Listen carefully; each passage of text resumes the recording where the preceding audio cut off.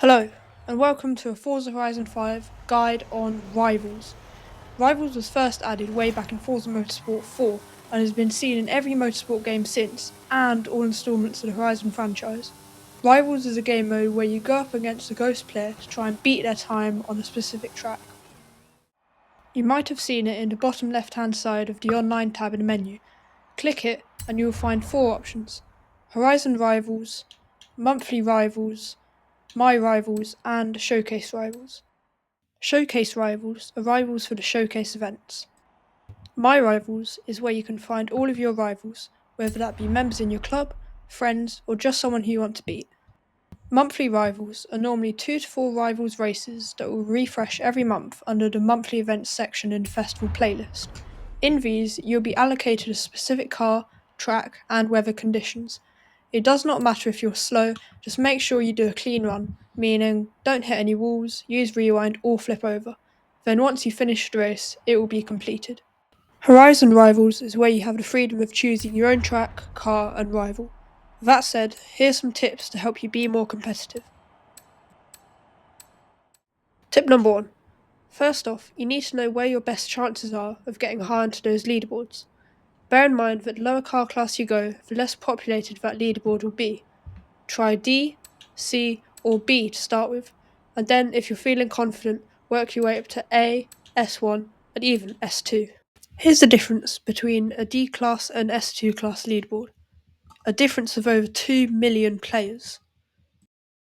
Also note that doing a rivals race on one of the DLC expansions, Hot Wheels or Rally Adventure, you will find leaderboards in all classes will be way less populated, so you'll have a good shot there.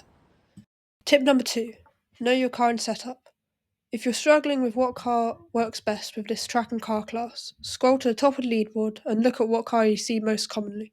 Here, for example, I can see that the Mercedes-Benz CLK GTR is the best car to use. If you're not sure how to tune your car for the optimal setup, try browsing the Find Tuning Setups option in your Tuning and Upgrades menu at the festival. Some of the fastest players often upload tunes that they used on their cars to get a fast time, so look out for tunes that mention what event type the car is for, and if it says meta, grip, or rally, or anything along the lines of racing.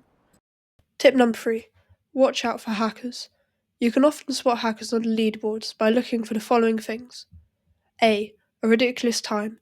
If you see high up on the leaderboard that there are gaps between times of up to a few seconds, you can be sure this is a hacker. B. The car is not upgraded to the top of its class.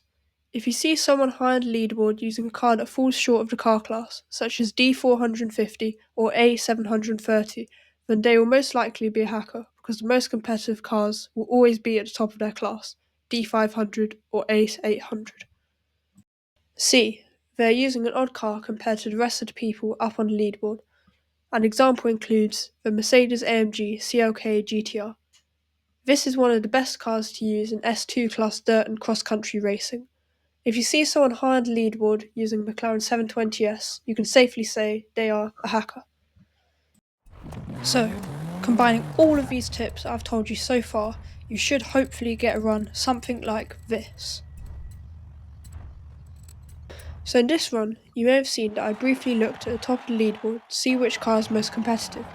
I also noticed that there weren't any hackers because there weren't any ridiculous times. All cars at the top were top of C-Class, and for the first 20 times, the only car that was used was the 2021 Sierra Cars 700R. This was a car that I was going to be using. I found a tune made by somebody else that worked well. Here's a share code. The run was done on the Rally Adventure DLC and in a C-Class car to make sure leaderboards were less populated.